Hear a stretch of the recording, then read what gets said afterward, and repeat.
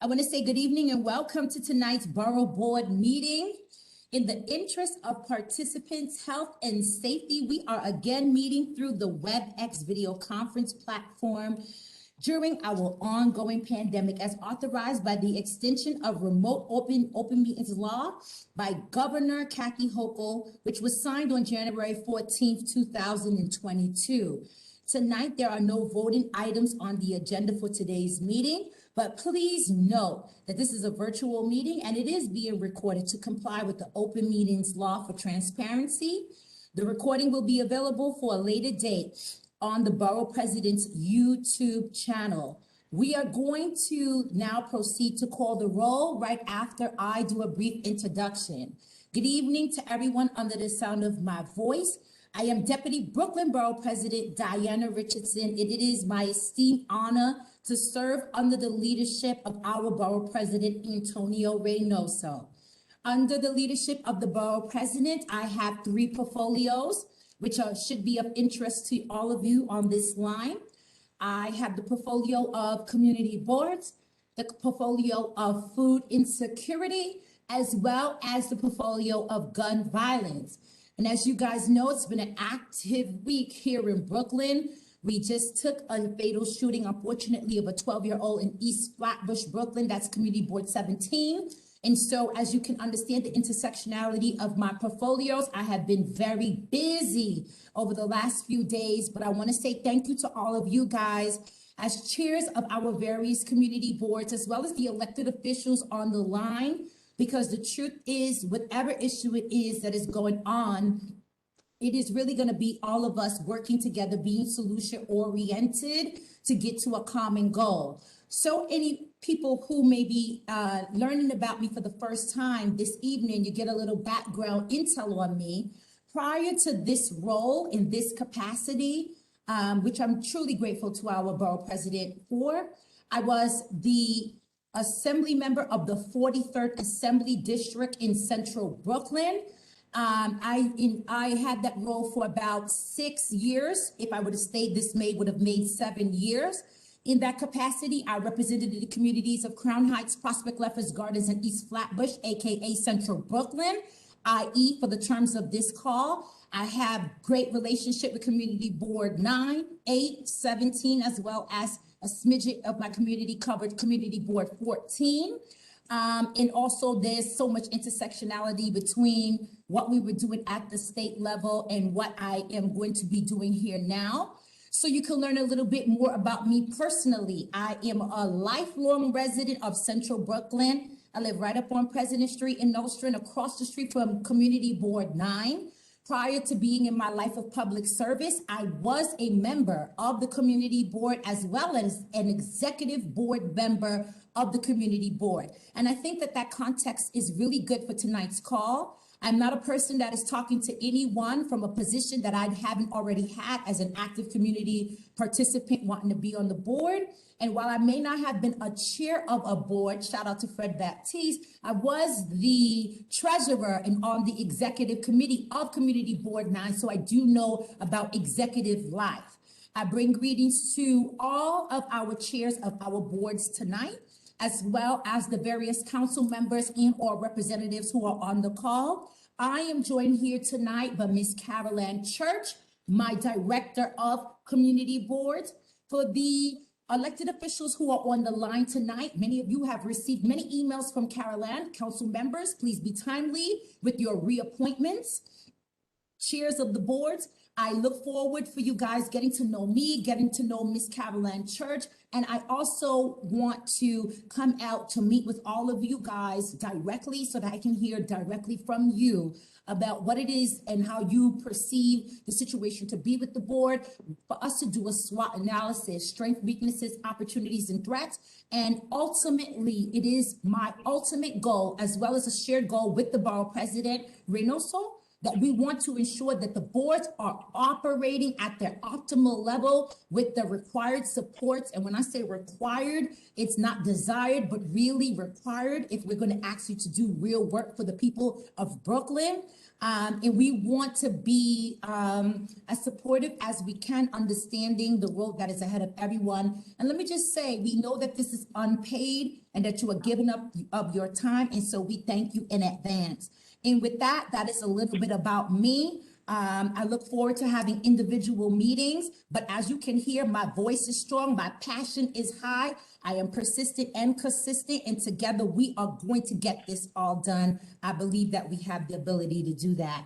And without further ado, we will now call the roll, and I will seek unanimous consent of the proposed agenda, and I turn this time over to Ms. Carol Ann Church. Take it away. Thank you, Deputy Borough President Richardson. Did you sort of feel like you were in a revival? Yes, our Deputy Borough President show has a lot of passion, so we'll do the roll. I'll start with the chair people. Alice Fuller, Community Board 1. Yeah. Feel free to unmute yourself since you know you'll be called. Dorothea Thompson Manning.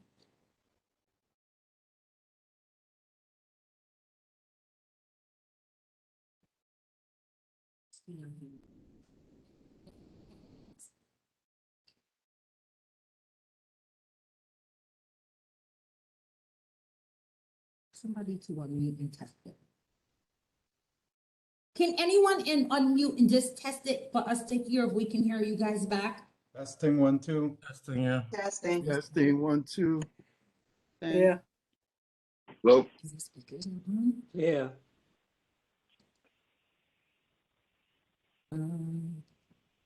Let me just log on. Hold on. Let's try to troubleshoot. Jesus is in the background.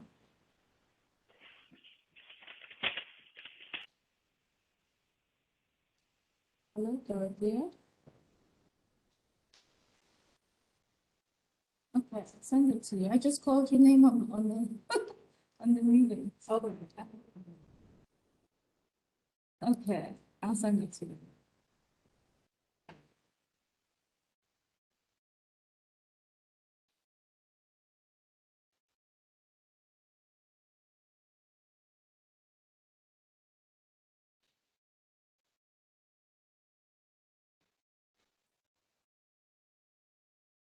So I'm looking for the link. You can hear me? We're having temporary difficulties. Please stand by. Thank you, Camacho. At least we can hear you. From this PC, can you guys hear me? Yes, we can. Yeah. Yes. Okay, I'm gonna go and get Carol Ann for her to come and call the roll from over here. Give us just a moment. Look up here.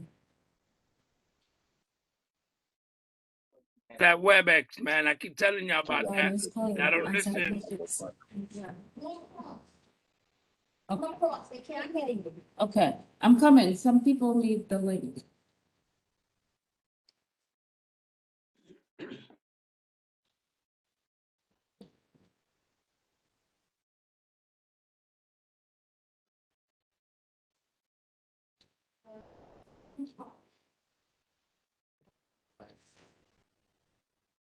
She doesn't know exactly the thing. Yeah, they're members asking for the link. Why?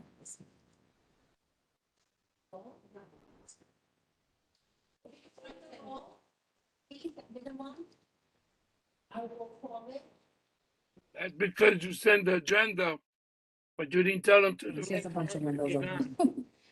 The roll is interesting. The link is in the agenda, I'll share it. and we could also, Anthony's also saying that we can hear, Carol Ann, because I could also hear Carol Ann. Carol Ann, we hear you fine.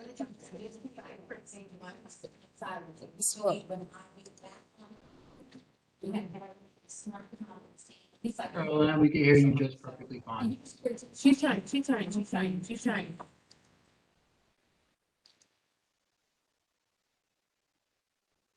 You know, the thing is, there's all different sheets the way I got it. Try page one. So, but the sheets don't need to write it up.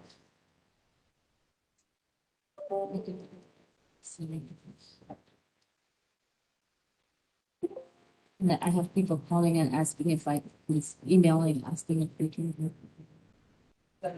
Yeah, so I'm gonna get that. Yeah.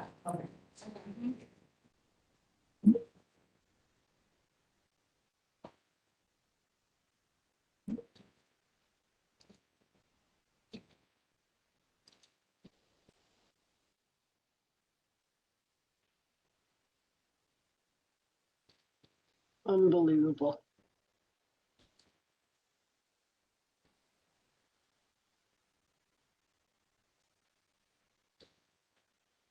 We save time on the commute, but I guess there's a commute in cyberspace too, huh? Appears to be. All right, everyone. Sorry for the delay. We are having some technical difficulties here in Borough Hall, but we're moving right along. In calling the roll, I am looking for, now do not be upset with me, you guys, because I don't want to mess up anyone's name. Delise Fuller, Community Board 1. Yeah, Alice pregnant. I'm present. Present, got you. Len Hugh Singletary, Community Board 2. Okay. Anthony Basirith, Community Busereth. Board 3. Yeah, Anthony Busereth here, present. Okay, wait, say your name for me again. Busereth. Busereth. Okay, thank you. Thank you. Robert Camucho, Community Board 4. Oh, yes, present. Okay, Camacho. I ain't see you, but I hear you. I'm Andre right here. Mitchell. I'm the sexy guy with the glasses. Okay, hi, I Mr. don't know if Camacho. everybody there's sexy and got glasses, but I'm the guy. All right, I got you. Andre Mitchell, Community Board 5. Mr. Mitchell. Peter Fleming, Community Board 6. Eric McClure on behalf of CB6 and Peter Fleming. I'm first vice chair. Eric McClure, thank you so much for joining us this evening. It's a pleasure. Thank you. Caesar Zinua. I don't know. I tried Caesar. Community Board 7. Julio Pena III is here on behalf of CB7, first vice chair. Okay, Julia Pena here, first vice chair of CB7. Isra Witherspoon. Okay.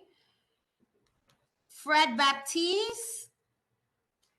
Baptiste, proud chair of CB9, present and wearing glasses too. All right. Lori Willis, CB10.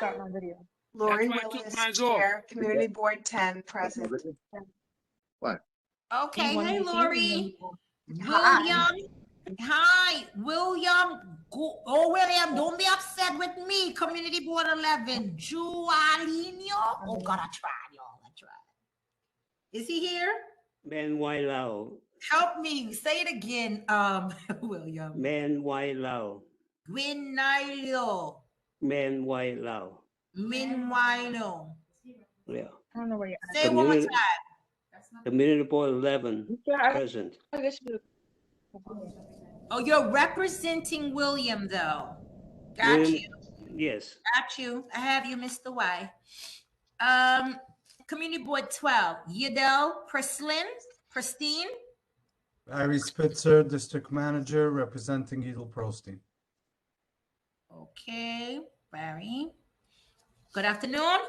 Lucy Avocero, Community Board 13. Jeffrey Sanoff, first vice chair, CB13 representing Lucy, and also my second vice chair, Zunira Ahmed, CB13. Thank you. Okay, Joanne Brown, Community Board 14. Joanne Brown, Chair, present. Teresa Scavo, Community Board 15. Teresa Scavo, present. Janice Morgan, Community Board 16. Janice Morgan, Chairperson, present. Okay, Community Board 17, Joan Alexander Bakaradin. Joan Alexander Bacardine, present, and I'm joined by my treasurer, Mr. Orlando Ross. Awesome. And Community Board 18, Michael Len. Okay, so just to confirm. Good evening. I'm Michael Iron, Chairperson, Community Board 18. Oh, Michael Iron, you're here. Okay, good afternoon. Glasses also. I need my glasses on. That's what I need. Good That's what I evening. need. Who's this? Hello, I good can't. evening. Please identify yourself. Good evening. How you doing? My name is Samantha Ross. I'm Director of Constituent Services for Councilmember Ari Kagan. Okay. Good afternoon, Samantha. I was about to call the council member roll call, so I'll make sure to note that you are here, and or you could just signal that when we go through. Excuse me. I'm sorry, Thank you. very Apologize, sorry. I can't hear. This is Dorothea Okay, I hear Thompson another Manning. voice going through. I'm sorry. Yes, Miss This Manning. is Dorothea Thompson Manning from Community Board 2. It took me a while to get on, so I am present. Okay, Miss Manning, I will list that you are here to represent Community Board 2. So Mr. Singletary won't be here and you're here. Got it. No, I will be here. Thank you very Got much. you. Got it. And awesome. And so good evening to everyone from that end. Now I would like to, and let me just confirm through my entire roll call, I don't see a rep here for Community Board 5. And or a rep here from Community Board 8. If there is someone here representing Community Board 5 and Community Board 8, please speak now. Moving right along. Okay, and so we're now going to call the roll call for our council members. Council member Lincoln Wrestler, is he or a representative here? Mariana Alexander here for Lincoln Wrestler. Good day, Miss Alexander. Representative or member Jennifer Gutierrez? Hearing none. Member or representative for Council Member Crystal Hudson? Hi, Casey Addison here for Councilmember Crystal Hudson. Good night, Casey. Representative, hi. Representative or member here for Council Member Chiase? Okay, representative or member Sandy Nurse. Hi, good evening. This is Mohammed Khan on behalf of Councilmember Nurse. Okay, thank you for joining us, Mr. Khan. Representative or member Alexis Aviles.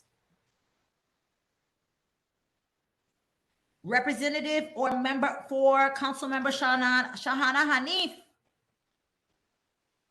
I gotta get on these council members. Representative or member for Councilmember Rita Joseph. Hey, good evening. Sam Weinberger on behalf of Councilmember Rita Good Joseph. night, Sam. Thank you for joining us. Representative or Council Member Darlene Mearley. Representative or member for Council Member Charles Barron. Representative or member for Council Member Justin Brennan. Representative or Council Member Coleman Yeager. I'm here. Here, Councilman. Representative or member Farah Lewis. I see you, council member, on my screen, but I didn't hear you. You might want to check your audio, but I do see you on my screen. You're one of my only 6 boxes that I can see. Representative or member Mercedes Necessaire. Narcisse, Kim Robinson for Council Member Mercedes Narcisse. Narcisse, and I'm going to get it correct, Kim Robinson. Thank you for No, pronunciations are important because they're about respect. So I like correction because I want to show you proper respect. Appreciate Okay. that. Absolutely. And then Samantha, I know you are here, so I'm going to say representative or member for Kari Egan. Samantha, what was your last name? Ross, R-O-S-S. Ross, got you. As well as representative or member Ina Vernock. Help me, I tried. Veracop, I tried. Tova Chatsanoff here for Councilmember Ina Vernikoff. Tova, what's your last name? Oh, Tova.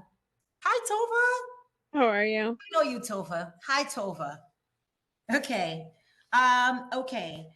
And so with that roll call, it seems that we have sufficient attendance this evening for us to proceed with tonight's proposed agenda.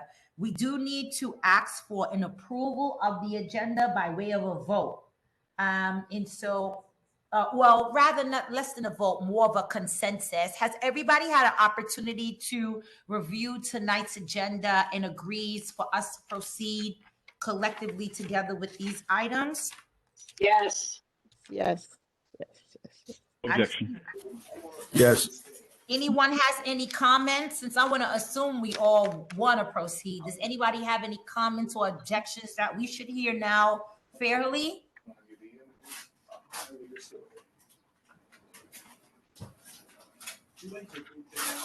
Okay, hearing and seeing none and giving ample update for anyone to speak up. We are going to hear this evening from Commissioner Dan Grognick. We'll start this evening with a presentation from the Department of City Planning. We have Mr. Dan Grognick on the line this evening, here to present to all of us. Following that presentation, we will hear another presentation from a local nonprofit, and then we will go right into our council member updates. In the interest of time, please note that we are trying to make sure that we are respectful of everyone's capacity in their giving, and we want to end this call by 8 o'clock sharply.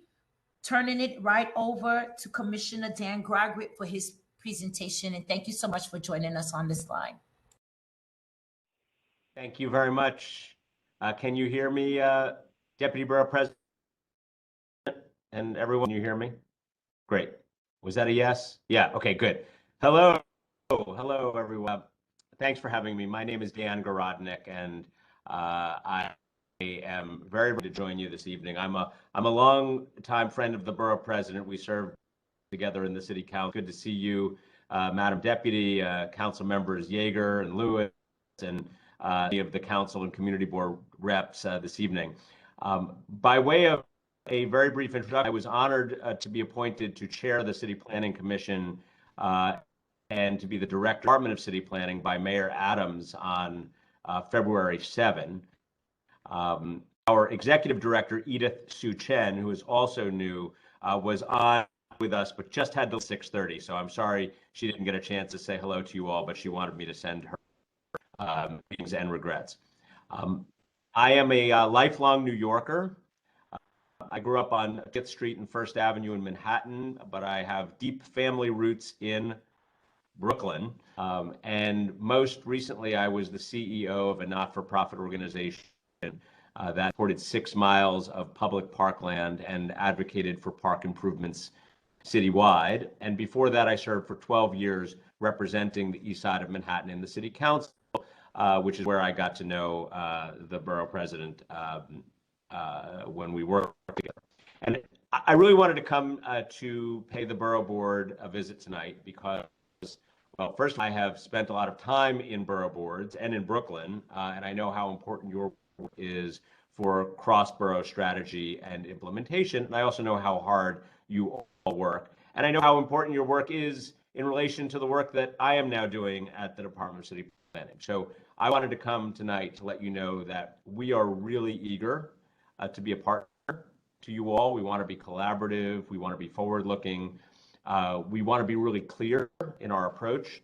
From my communications as the chair of our city planning hearings to every planner in this agency. We're really working to try to use accessible and plain language and explain why we are doing what we're doing, which includes important work from population and demographics, economic trends, to regional planning, urban design, zoning, and of course, ULURP.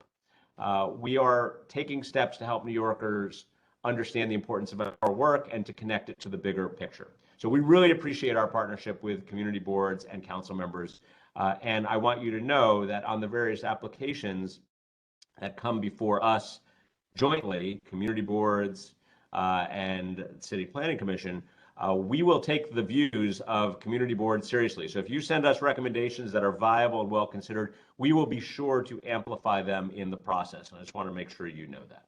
So as we move forward, and I'm only about 7 weeks into the job, I want you to know we are working to try to bring a new approach to our capital investment in the city, led by good planning principles. And I know that this is important to community boards who state their priorities every single year.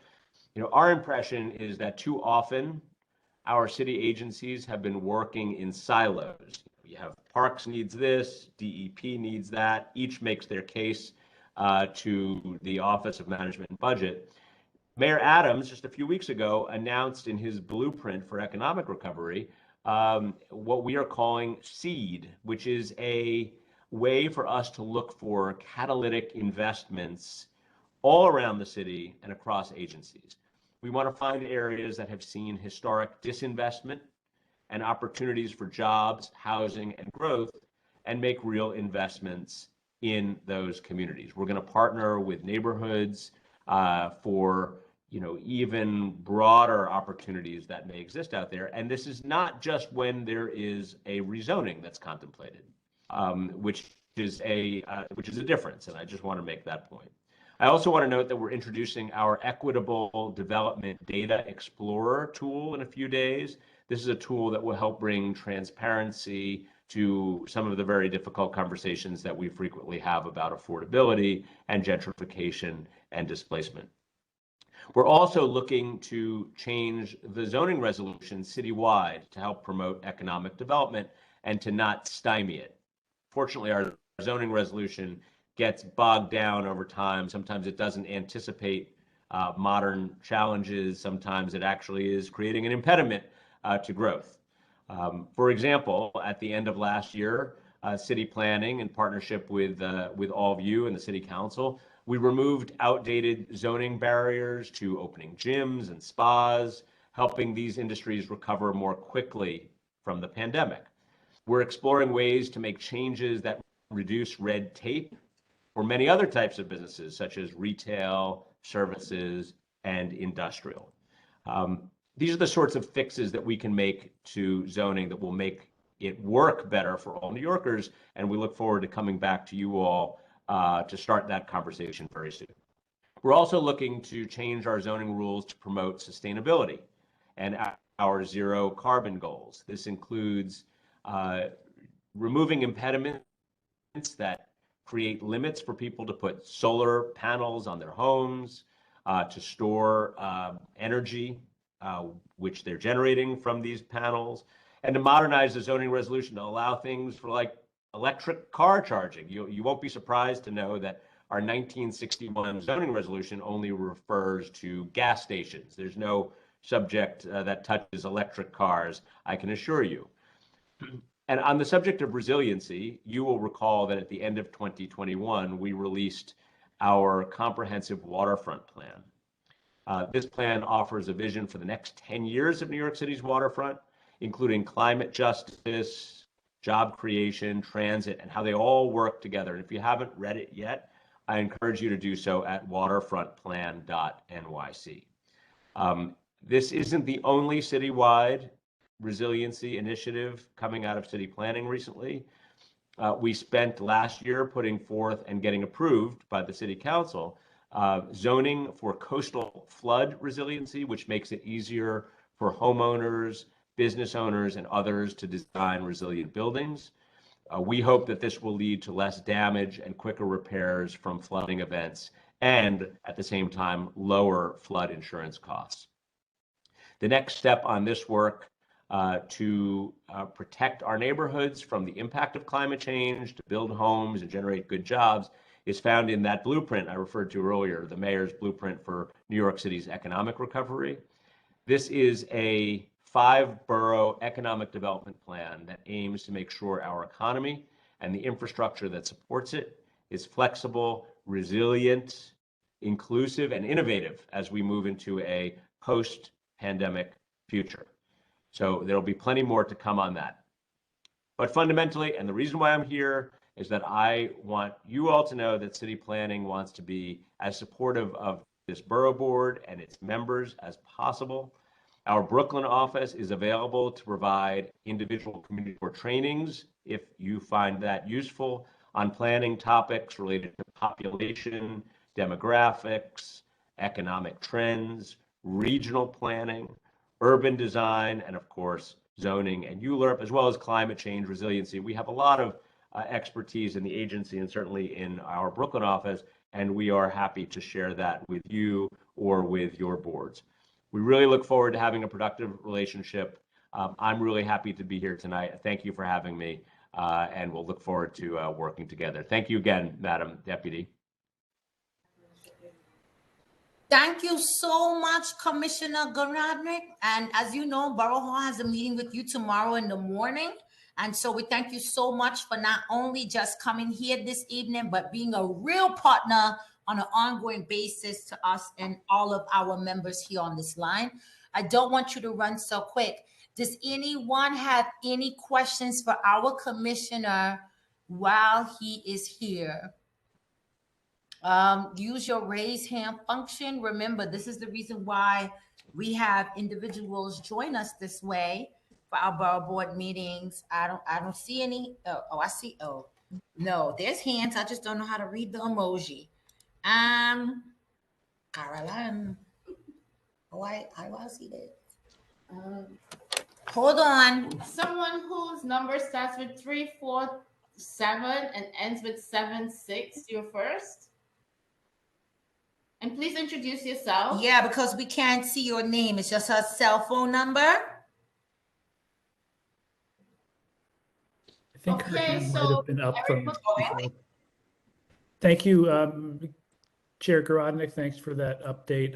We in CB6, and especially in the Red Hook section of CB6, are facing an onslaught of last mile delivery facilities. And I know you're still relatively new to the job and settling in, but we could really use city planning's help in taking a hard look at the last mile warehouse situation and contemplating maybe writing some new zoning text to deal with those facilities, because we're looking at a small neighborhood with historic cobblestone streets that's in the process of getting overrun with truck deliveries. Yeah, thank you for that. And we're well aware as a challenge. We've had meetings with the Brooklyn Borough President, with HITS, and we are coordinating already with the Department of Transportation to think about the best options to address this challenge. You know, some of the options, you know, we have heard from people who think there should be changes in the zoning to accomplish this. Others believe that operational changes and enforcement by through existing resources, local laws might be the best route. I don't claim to know the answer to that question. I do know that we see it as a problem, and we are already we've had several meetings. We're working with the stakeholders and also our fellow agencies to work out something to address it. Thank you. Thank you so much, Commissioner. And thank you, Mr. McLaurin, for that question. Calling now on to Chairman Fred Baptiste from CB9. Thank you very much, Deputy Borough President. Thank you very much, Commissioner Garodnick, for joining us this evening. I do have a couple of questions and comments. One, you know, it was very interesting when you were talking about the economic program that the mayor's trying to implement. and even some of the things that were approved in terms of removing the impediments. I did want to share that on the one hand, while we're definitely concerned about what we look like post-COVID, we also want to make sure that when we're talking about removing the impediments or speeding things along, that we're not shortcutting public input as well. I think that there were a couple of issues in terms of, these are things that normally would have been discussed at the, at the community board level or at the borough board. But the concern is that these things get fast-tracked in the name of economic development. And while we want to make sure that that happens, there has to be that balance, and there has to be public input, and there has to be consideration given to, the character of neighborhoods and what the residents of the neighborhoods would like as well. Two, definitely would be interested in hearing more about the zoning priorities in terms of what we're looking at. I know the previous policy has been about, they haven't really been talking about doing up zonings or down zonings. So what we end up seeing is more zoning applications or spot rezones. And I wanted to understand it better if there's a comprehensive plan in terms of how we're looking going forward with that. And then the last piece, I was kind of looking forward to a presentation or a slideshow because I like the visuals, so those are good. If you would be able to share, I'm not sure if you have a presentation that's prepared, or if you'd be able to provide notes with that, so that way we can share that with our executive boards or and our boards as well, just so that way we have an idea of what kind of questions we would want to be asking in the future. Thank you very much for that. Great, thank you. So on the first, I totally take your point about removing impediments for economic growth, in some cases running counter to the opportunity for community participation. That is certainly an issue and something that we're aware of. And you said it correctly. You got to strike the right balance, right? The examples that I was citing, I think, are, they're more of the things in which the zoning resolution really hasn't contemplated the way we live today. It's actually just creating obstacles in ways that it was not intended. In fact, there are very few people, I think, even in a robust public process, who would stand up and say, this is something that makes sense. So the things that we're looking at are that category of thing.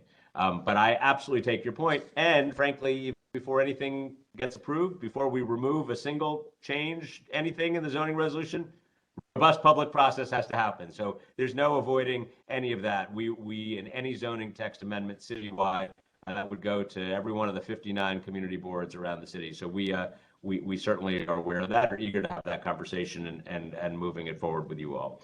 On the subject of specific zoning priorities, we are interested in taking a look in hearing from neighborhoods that want to think about a broader set of priorities that allow us to think about growth, opportunity in the neighborhood, what they need, how to develop, how to move forward. We want to have that conversation with you all first. We're not pointing and saying, okay, well, we're rezoning this neighborhood. That's just not the way that we are operating here. We want to have a constructive community conversation, think about what neighborhoods are interested in this and which neighborhoods are not, because we have to walk arm in arm with community board and council in this process. So city planning understands this dynamic, and we want to be respectful of this dynamic. It's one of the reasons why when we think about the capital investments that we want to put forth, they're across agencies. They are to spur opportunity for growth, jobs, housing, et cetera. And they're not just one-offs as they relate to zoning applications. So it's a different way of approaching it, and it's something that we look forward to having that conversation with you all down the line. Finally, and I'm sorry, I don't have an official presentation. I was operating off of notes. I really just wanted to say hello. So I hope that you will relay to your board that I really am eager to work with them and you all. Beyond that, there was no specific presentation that I had prepared for this evening. But if listen, if you want me or our Brooklyn office to come back to talk to you with formal slides and decks, we will do it. We'd be glad to do it. You just let us know. Accepted. Thank you very much, Commissioner. Thank you so much, Commissioner. We do welcome you to come back when you are more settled in, perhaps maybe June, or when we come back in September. We'll see how things work, but we say thank you and we give you grace because we understand. Calling up next, Janice Morgan. Hi, good evening, Commissioner. Thank you for being here.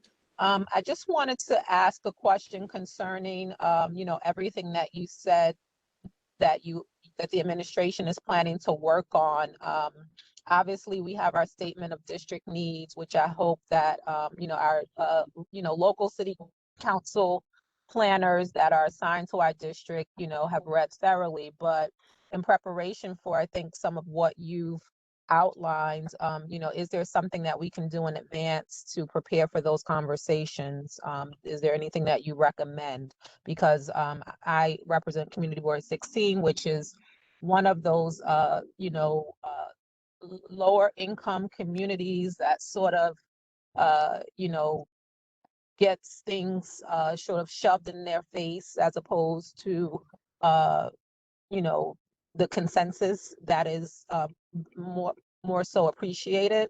And so, I would like for us to be able to start to put together something to have these conversations and schedule whatever meetings that might be helpful to you all. Great. Thank you for that comment. And I think, first and foremost, as it relates to capital projects, make sure that your priorities are in your district needs, because that is going to be meaningful in this process. We will be reaching out to you all as we develop a process for engagement. We expect to have short-term projects that we will likely see funded this year throughout the city, but then we're going to go through a much broader process to talk to you in Community District 16 and everyone else about what you need, what your priorities are, jumping off from your district needs statements and moving from there and seeing how we can have maximum impact in the areas where we're going to focus. So that's going to really help define where we focus our energy and attention, and we look forward to having that conversation with you. So we will be back to talk to you about that in greater detail. Thank you. Thank you, Ms. Morgan, for the question. Thank you, Commissioner, for the answer. Calling Jeffrey Sanoff, First Vice Chair, CB 13. Thank you, Madam Deputy. Hello, Commissioner. I have a question. There have been proposals from Albany to have 2 or 3 casinos in the city. One is proposed in my district.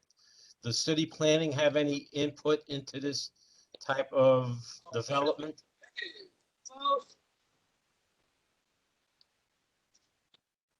We're taking a look at that. It depends on how it is written in the state law, is the short answer to your question. And so until it is final, I can't answer that question. We might, but I don't know. Okay, thank you very much. Thank you. Okay, thank you for that question. We are now going to acknowledge Ms. Joanne Brown, Community Board 14. Thank you very much, Madam Deputy. Chair, regarding the district needs statement portal, which I think was introduced in 2015, my district manager has expressed many times concerns in which that she feels very constrained in functioning in that portal. And so if basically the choices seem to be a little bit too narrow for her to express the narrative. So I just wanted to bring that to your attention. And then the other item that I wanted to bring to your attention was before the Borough Board and Community Boards convened for the summer, we were basically an onslaught of zoning text amendments were introduced to us, where our boards were not able to convene in a timely fashion to discuss and form an opinion. So I wanted to bring that to your attention. Specifically, there was the fresh text amendment, health and fitness, and open restaurants, among one other. And so all 3 of those were text amendments that we weren't really properly able to discuss as boards. Thank you very much for your time. Thank you. Before you go, let me just, you broke up at the very, very beginning when you were describing the portal that was not allowing. Can you say that part one more time? Because I missed it. It didn't come through. Of course. So district needs statements is submitted through a portal, correct? And that was introduced in about 2015. You were My talking about district manager. You were talking about. Right. So she finds it to be very constrained. I'm not sure what the experience of other district managers are. The old portal, it was more of an ability I to can tell create a you right narrative. now, that's why. But in this case, it seems to be very constrained. So I wanted to bring that to your attention. I'm sorry, Ms. Brown. Mr. Cochran, Okay. please mute your feed here because it is causing interference. Ms. Brown. Sorry about that. All right, Mr. Cochran, it's all right. Ms. Brown, please proceed. Repeat yourself, Ms. Brown, because even I didn't hear your full question. Go ahead. Okay, I will start again. So beginning with the district needs statement portal, my district manager finds it to be very constrained and in fact could create a silo for community boards. She's not able to express herself in a narrative form. It's very constrained. She only has the ability to answer in certain ways as opposed to a way that is meaningful for the district. And then the second item that I wanted to discuss, and I know the Borough Board will agree with me on this, is that when, before we convened last summer, there were several zoning text amendments that were introduced to community boards before the hiatus. And I want to point out that community boards were really not able to convene and have a meaningful discussion about several of those, which include the FRESH program, health and fitness, and open restaurants. Thank you.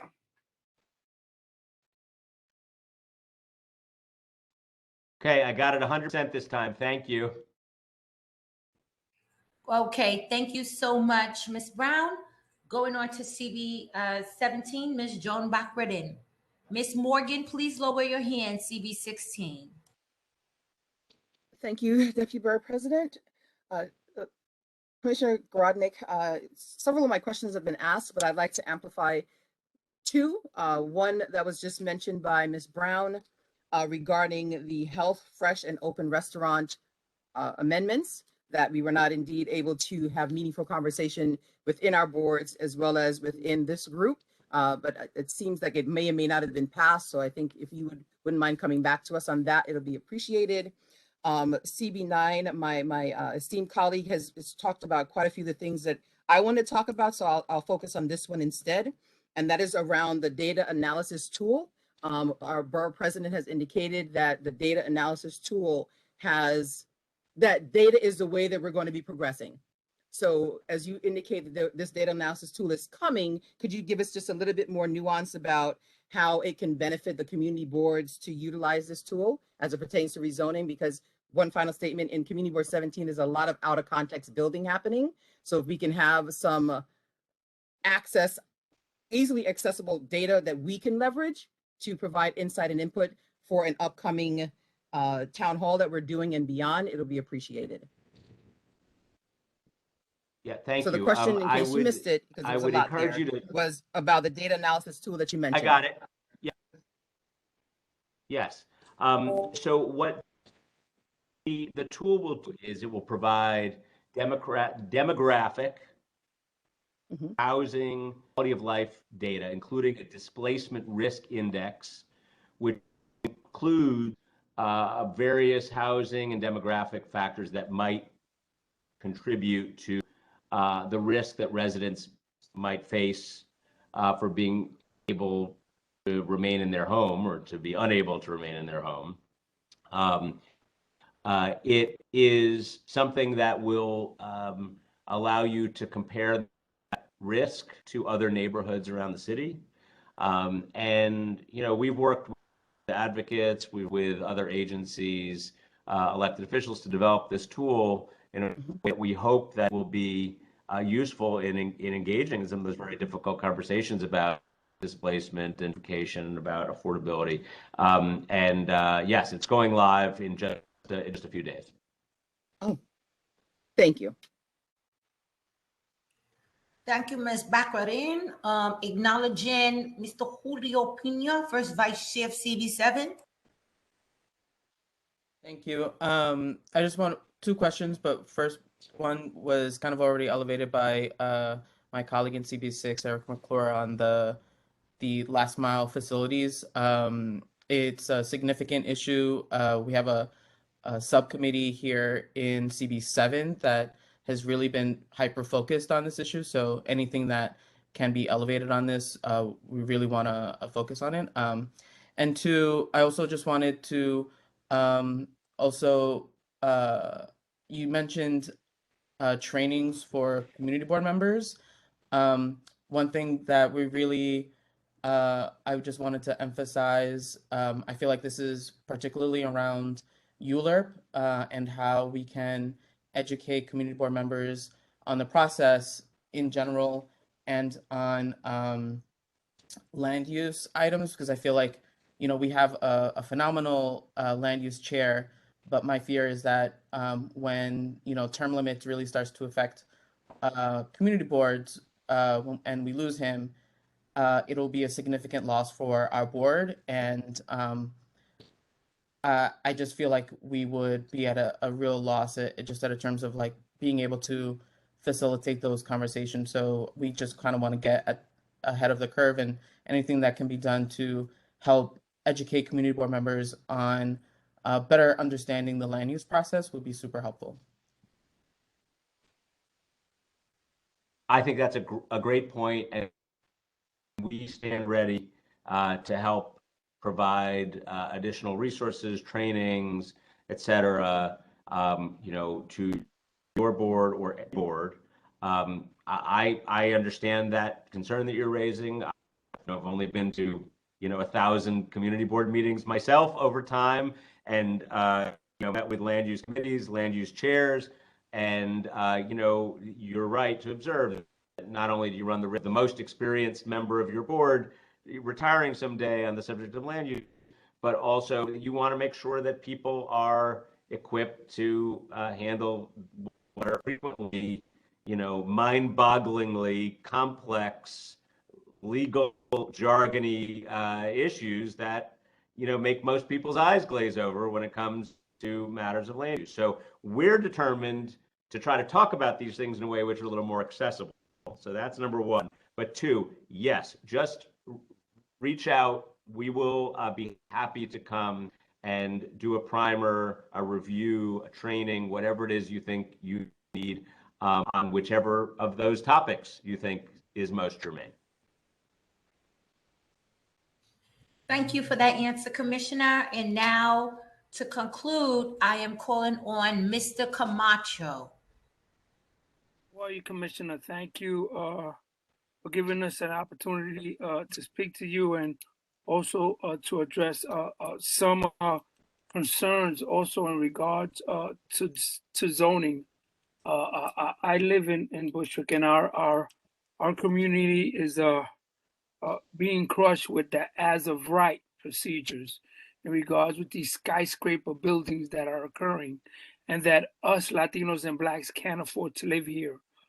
We do want that racial impact study to prove that it is pushing Latinos and Blacks out of communities where this was burnt down and no one wanted to know about this. I'm just a little concerned and wanted to hear your point in regards. 7 years ago, our borough president, which was my councilman, and my Brooklyn borough president, Eric Adams, which was the borough president, we conducted the Bushwick Community Plan in regards to a zone change, which I know you're familiar. And the booklet is there. If you want me, I'll send it to you and fax it to you and give it to you. And our fearless mayor, the one that just left, I don't want to mention his name, indicated that that was a down zone. It's not a down zone. It never was a down zone. It was a community zone. It was something that people worked so hard, Latinos and Blacks, that have been working so hard to create an establishment that's good. But we don't really need to talk about zoning only. We talk about jobs, all right? We're talking about not night-like jobs where my kid's not gonna work in a club or eating a vegetarian food. I'm talking about physical jobs where people can get benefits and work. and make sure that we can take care of what we live and how hard we work for this community. That's what we want to focus on. And also, why are we waiting for a zone change when we know there are lots right now in Bushwick that need deeply affordable housing? Why are we waiting for zone change, and why not we attacking these places to create deeply affordable housing in these lots right now? We don't need a zone change from this. So city planning needs to turn around and change their narrative and start working with these communities, because as you see on Bushwick Avenue, our historical homes are being lost. This is being Manhattan. No one's gonna own anymore. My father came from Puerto Rico here and struggled his hard life earned money to buy a home. After he bought the home, he had to maintain the home. After he maintained the home, he wanted to keep staying here. Now we can't buy a home to live here. Kids can't afford to live here where they were born and raised. How is that possible? And people like the elected officials that are here sees it. If Stevie Wonder and Ray Charles see what's going on, you actually think that those people that are sitting at that table don't see our people disappearing. So we really got to push the narrative. Commissioner, I know my heart is bleeding in this place. My father said I wasn't gonna make it past 61. I beat all odds. And we really need to make sure that Bushwick continue to be a family community, and whoever wants to come here and can't afford to live here could afford to live here. So we really need to focus on making sure that this community and ourselves, that we're willing to work with you. Read the book. Please read the book. If you find something that you feel is out, let's sit down, let's talk, let's find out what we can do to make it better. Now, don't brush us out, because and this is a community plan. Thank you. Mr. Camacho, first of all, let me share with you that I have read the book, and I am interested in all the points that you're making here. I have a connection to Bushwick in that my mother, who has since left us, taught at PS 274 for 27 years. And well, I live across the street used to from there. accompany her as a kid on my own days off from school. What's that? I own a home across the street from 274. I own a home across the street from 274. I have been here since 1957, my whole family.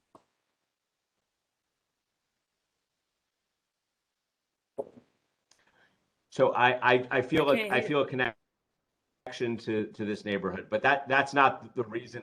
Okay, I feel a connection to this neighborhood, Bushwick, not just for that reason, but because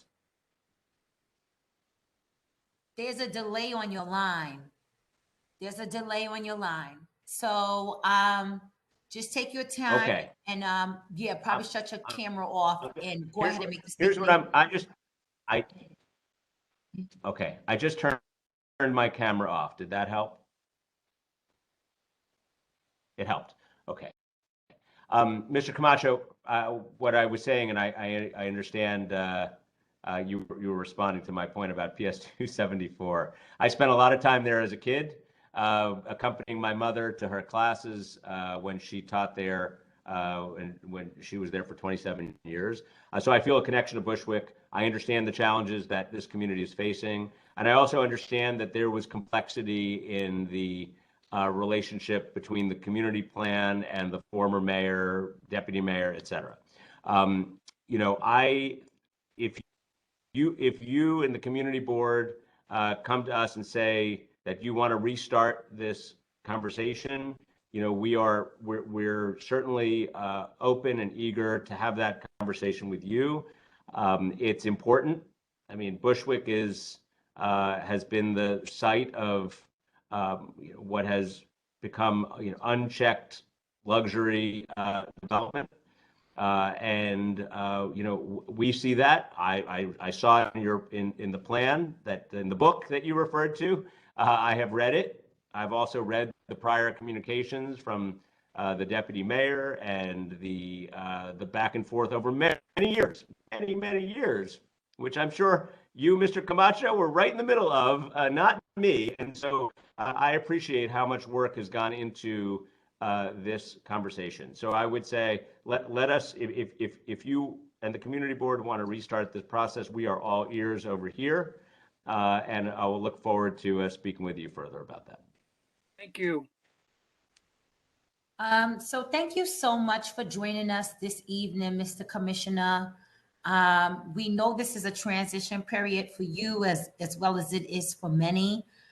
Please don't let this be the last of our conversations. We know we meet with you tomorrow, but we need to make sure there's open communication between the community boards and your team.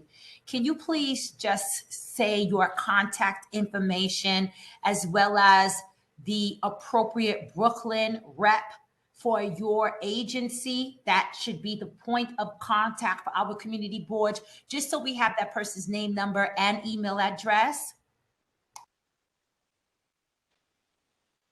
Good. So the director of our Brooklyn office, his name is Winston Von Engel. And you're asking the new guy the precise telephone number of my borough office. I'll tell you what I will do, Madam Deputy Borough President. Let me email that all to you, and then if you would mind passing it along to everybody, I would be delighted. It's not something that I yet have committed to memory, but I will be delighted. Listen, if I pretend to act as though I know Borough Hall's number, I'd be a liar as well. So no problem, I got it. And to everyone under the sound of my voice, Ms. Carolyn Church, who's ever most persistent, will follow up with you all with the Department of City Planning's contact information. Commissioner, we say thank you so much for giving up your time this evening. We appreciate you, and we look forward to hearing from you and your representatives soon. Seeing and hearing nothing else, we will allow you to go ahead and enjoy the rest of your evening. Mr. Camacho, as I'm looking here with the hands, I ask you to lower your hand just so I have a clear deck here. Thank you for doing that. We have another brief presentation coming to us from Hayam of Heat and Cooling Smart Brooklyn. Hayam Gross of Heat and Cooling Smart Brooklyn, are you on the line for presentation? Yes, I'm here, and thanks so much for having me this evening. I'll try to make it quick. I know you guys are running late. Absolutely. Thank you so much for joining us. Take it away. Okay, I don't know if you have a deck ready. I sent it to, hey, there it is. You guys are sharp. Okay, I'm going to run very quickly. New York City 2030 District is a not-for-profit. We are a partnership of stakeholders confronting climate change. Heat Cool Smart Brooklyn is a program sponsored by the Brooklyn Borough President, funded by NYSERDA, to implement clean heating and cooling and weatherization retrofits in Brooklyn. Next slide, please. 2030 District has property partners in Lower Manhattan and downtown Brooklyn. Some of them are listed here, including the Brooklyn Navy Yard, Pratt Institute, Clinton Hill Co-ops, and we want to have a citywide impact, but our founder district is shown on the map there. Next slide. 2030 is the year that the scientists say we are going to blow through the climate ceiling, sometimes called the gas ceiling, the one we do not want to break. 2 degrees Celsius is what the people say is sort of the top limit. And some of these lines you can see are different concentrations of carbon in the atmosphere. The one we want to do is the lower one, where we bend the curve around the year 2030 and start to go down from there. Unfortunately, business as usual, and most of the even some of the more optimistic projections take us well above 2 degrees Celsius, and that is going to really burn us up pretty bad. That's not leaving a very habitable planet for our children. Next slide. 2030 Challenge for Planning has been adopted by many industry organizations and municipalities and others across the country. The 2030 Challenge is an aggressive challenge to lower greenhouse gas emissions from buildings and infrastructure. So what we do is we target 50% target in reduction in greenhouse gas emissions from a 2013 baseline by the year 2030. And for new buildings and major alterations, we are pushing for a carbon neutral or a net zero target. This is very aggressive, even more aggressive than New York City and New York State's very aggressive targets. Next slide. We have 3 partner types: property, service, and community. As an example, the new school is both a property and a civic partner, community partner. We have many engineers and consultants and vendors and people in the business as service partners. And as I mentioned, we have 21 million square feet of property owner managers. We have 5 goals: innovation, resilience, equity, policy advocacy, and financing these goals. These are very relevant in New York. Thank you. We're working on with Brooklyn Navy Yard on a building 77, their 1 million square foot rehab. On an energy report which will be a template for a very detailed energy report for all of our properties. We're working very closely with them and with some of our partners like CUNY Building Performance Lab and a great company called Build D. Next slide. We want to connect the dots in the community and across the country.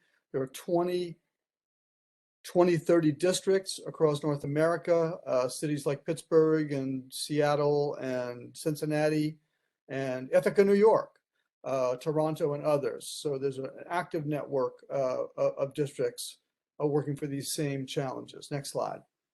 So EcoSmart Brooklyn, the program I want to come to present to you this evening, is devoted to retrofitting buildings in Brooklyn. We are working with the Brooklyn Borough President. Thank you, Carol Ann, with whom I've worked at CB2. So glad you're on board. Since 2020, actually, our program kicked in right as the pandemic did. And so we've been doing a lot of stuff virtually, but even with that, we've been able to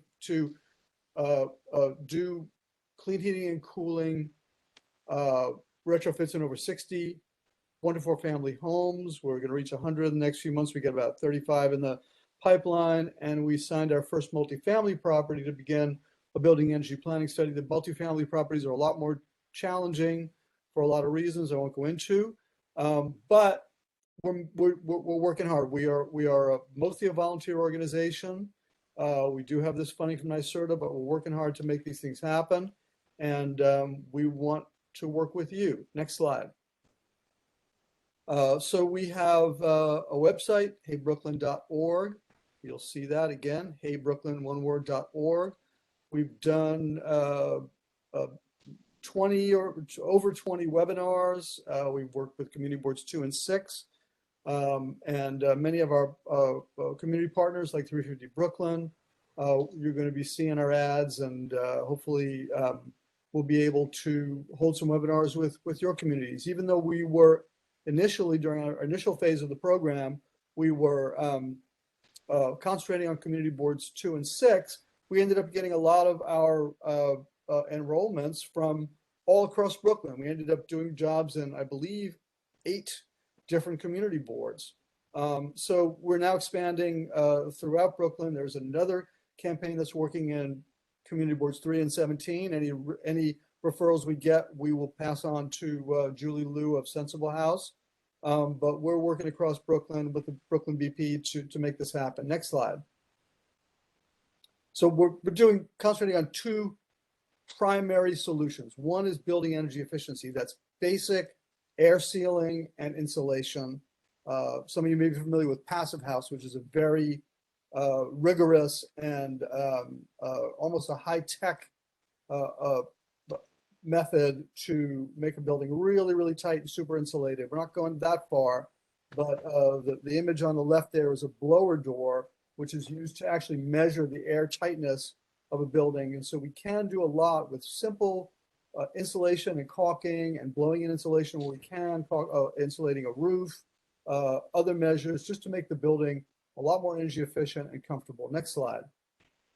So the principal technology, and many of you may have heard of the term electrification, is cold climate air source heat pumps. These are, you've seen them around, they're sometimes called mini splits. They're kind of like air conditioners, but you have an outdoor unit and some indoor units. The indoor units can be these cartridges that you see, these wall hung units that you see on the right. They might be set up in a ceiling or similar to a radiator or floor mounted unit. But essentially what they do, and they work very, very well right now, is to both provide heating and cooling. They can heat even down to well below zero. They're very efficient, they're very quiet, they're easy to control. Even though the grid is not yet clean, we have to clean the grid. This is the way to go. We want to stop burning fossil fuels in your basement. We want to get rid of those oil and gas burning boilers. We don't want to replace them with new gas boilers. We want to replace them with electric heating and cooling. We want to get rid of those window air conditioners, and we very, very, very much want to clean the grid. Next slide. Thank you. So we approach both residential, commercial, and multifamily buildings. You can reach us at heybrooklyn.org, fill out a form, tell us about your building, and we'll get back to you. And we'll get to work on whatever the problem is. We work with Con Ed, small, medium business, and clean heat programs. The residential is pretty straightforward. There are very, very generous incentives that exist. There are even some incentives for the energy efficiency, the incentives for the air source heat pumps, the electric heating and cooling can pay for between a third and a half of the cost. And we've verified that with the work that we've done. The commercial and multifamily also have some generous incentives for air source heat pumps, for insulation, for refrigeration, for lighting, and we want to help you get those benefits to retrofit your property. Next slide. I think that may be the next one, the last one. So there's our website. Visit us at heybrooklyn.org. You can contact us at hcsb@nyc2030.org. I'll put those in the chat. And we are going to be working very closely with the very good people at Brooklyn Borough President to get the word out. I'm happy to take your questions. Thank you so much for letting me present. Thank you so much, Haim. We truly, honestly appreciate you in the collaboration that you have with the BP's office. Again, you guys, Haim is the founding member of the 2030 district. It's a public-private partnership, and we are actively working to confront climate change. Hearing his presentation, is there anyone on the line that has any questions for him? Remember, this program is sponsored also by Brooklyn Borough Hall and NYSERDA. NYSERDA has a lot of funding within it, you guys. So trust me, these are the type of initiatives we want to take advantage of. I see Mr. Orlando Ross has raised his hand. Please go ahead and ask your question. Thank you for amazing presentation. One quick question: do you have any special programs designed for houses of worship? That's it. Thank you. I was actually just sending you a note. We work with all buildings. We're actually in conversation with the people at First Unitarian in downtown Brooklyn. Houses of worship are very, very tough, and I would say that a similar situation exists for community-based cultural organizations. You have a big space with high ceilings. Sometimes it's a historic building. Usually it's an older building, and this is true of schools and gymnasiums. These are hard properties to heat and cool. And often, if you're a not-for-profit, you don't get the benefits of some of the tax rebates and tax incentives. So they're very, very difficult. There are some special programs that may be applicable. We're going to advocate for more of these programs, specifically for these houses of worship and community-based cultural organizations, because they are so important and because they have these challenges. Let's just say that if you get in touch with us, we'll do our best to help you. There is a statewide program which Block Power has received a grant for, specifically for houses of worship, and I can help direct you to them. Block Power, if you're not familiar with them, is a company based in the Navy Yard that's doing a lot of really great work in this area. And it's possible that the grant that they got from NYSERDA may be applicable to the houses of worship that you're talking about. So get in touch with me. Again, I'm gonna put my my email and my contact information in the chat. So thanks for that question. It's a tough one, but we're ready to take it on.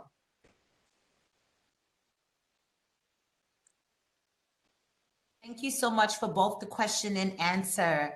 Is there anyone else that has a question for Chaim Gross?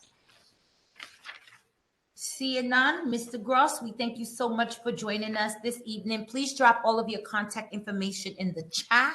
I'm going to do that. I just want to say one last word, and that's we got to do solar, and we'll help you with that, and also workforce training. These green jobs are coming.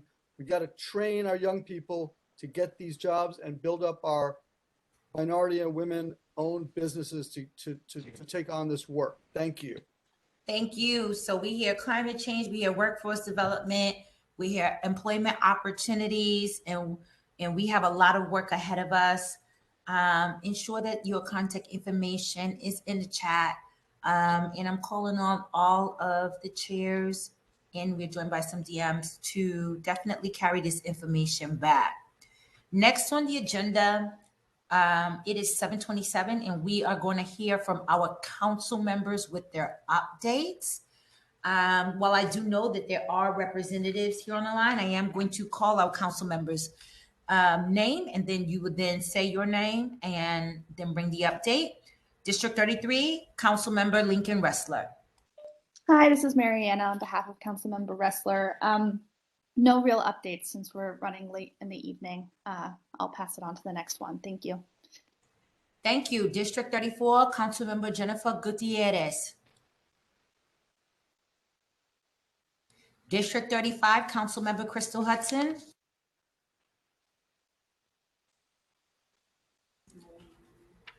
I don't know if y'all heard me call District 35 Councilmember Crystal Hudson. Okay. Council District 36 Chiase. Council District 37 Sandy Nurse. Hi, good evening. I just have a quick update. As you all know, sanitation continues to be a top issue in the city, in our district, and across the borough and across the city. And as you all may know, Councilmember Nurse is chair of the council's sanitation committee. So we've been advocating really hard inside the council for sanitation funding to be restored, although the mayor has proposed cutting sanitation funding. And if you'll see the council's latest budget response, it does include restoration of sanitation funding. So if you all could continue to advocate with your council members, with the administration, as the budget process continues through June and the budget is finalized for those restoration and expansion of sanitation to be maintained. We'd appreciate it. Thank you. Thank you so much for that update, Mohammed. Council District 38, Alexa Aviles. Council District 39, Shahana Hanif. Hi, this is Musrat Lamia on behalf of Shahana Hanif. Two quick updates. This week until April 11th is participatory budgeting vote week for our district. We would love the community board's help in getting the word out. The only requirements for voting are if you're the age of 11 or older, and if you live or go to school in the district. We have a lot of exciting projects on the ballot, and our goal is to get 5,000 votes. So we would love everyone's help in getting the word out. And we have a whole bunch of different pop-up events for folks to come and vote at, including a dance class on at Old Stone House on Sunday from 2 to 5. Please feel free to reach out to me. I'll put my info in the chat for more details about voting locations. Our office is also a voting location. So yeah, that's my main update. And then the final update is that in 2 weeks, on Tuesday the 19th, we have our District 39 Rat Academy. On the same note of sanitation, we've been getting lots of constituent concerns about rats in the neighborhood. and in the district. And Rat Academy is a way that we could learn about the city's resources that we have to address the rat issues, since they're not going away, and we can do what we can on our end to be as preventative as possible. Those are all of my updates. Thank you. Thank you so much, Lamia. Please send our well wishes to the council member. We know she had hip surgery, and we are keeping her in our thoughts and prayers. Council District 40, Rita Joseph. Hi, good evening, everyone. I just want to echo the sentiments of my colleague from District 39. It is participatory budget season in District 40 as well, so we've already reached out to all of our community boards. So folks on relevant community boards that overlap with the Council District 40, we really encourage you to spread the word as much as possible. Democracy only works if everyone participates in it. Thank you so much. Thank you, Sam. Council District 41, Darlene Mearley. Council District 42, Charles Barron. Council District 43, Justin Brennan. Council District 44, Councilmember Carmen Yeager. Are you still here? Council District 45, Farrah Lewis. Councilmember, you still here? Council District 46, Mercedes Necessaire. Hi, this is Kim Robinson. Can you hear me? Yes, Ms. Robinson, we can hear you. The council member continues to address the food insecurities. She distributes foods on Mondays at our 3 locations, Flatlands and 81st, Sheepshead, Nostrand houses, and the Bayview houses. And upcoming Easter event is going to be on April 9th and 16th, Marine Park and Bayview. Thank you. Thank you so much. Council District 47, Ari Kagan. Hi, good evening, everyone. Just a quick couple remarks from Councilmember Kagan. First, he wants to thank the Borough President for the great meeting that they had in Borough Hall a few days ago, and we're eager to welcome him to Coney Island. Also, we want to thank him for supporting the budget allocation for DSNY for garages 13 and 15. And also, the council member would like everyone to know that on Tuesday, April 11th at 1 p.m., he will host a public hearing as the chair of the Waterfront and Resiliency Committee regarding NYC preparedness for storms and hurricanes. It will be a joint virtual hearing with Committee on Fire Prevention and Emergency Management. That's it. Thank you so much. Thank you, Samantha. You're welcome. And now acknowledging Council District 48, Ina Bernard. I'm picturing. Hey, it's Tova from. Hey, Tova. Thank you, Tova. Hey. We love Tova. Thank you. I just wanted to say thank you so much for this very informative meeting. I also want to thank Carol Ann. She's been incredible and patient.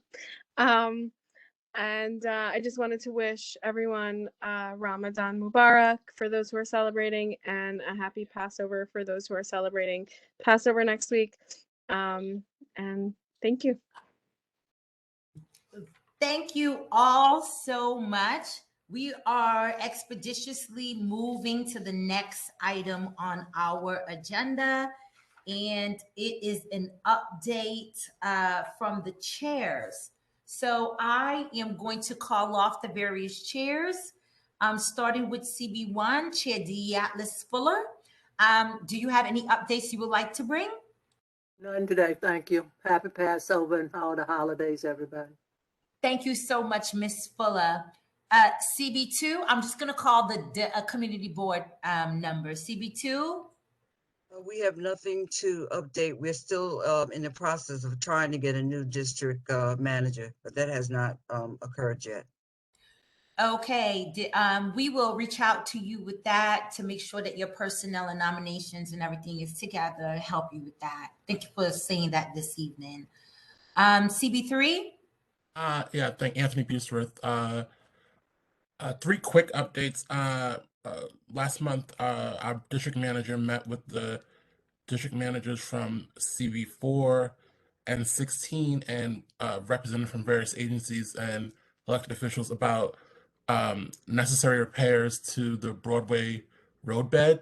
It's in terrible condition for pedestrians, for cyclists, for motorists. So that remains a priority. The other thing that I just wanted to raise up, we have 3 libraries, 2 of which at some point throughout the last decade have always been closed due to various renovations that take a very long time. So we're hoping that if other communities are dealing with this sort of issue, that we can have like comprehensive fixes to our libraries for when they close, that kind of all the changes that need to happen at the one closure as opposed to having multiple closures over a short number of years.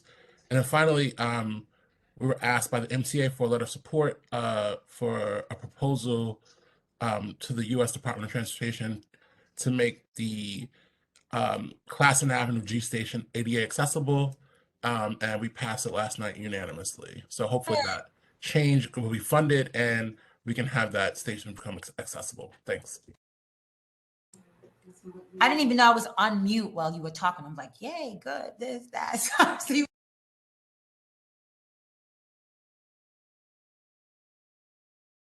You're muted.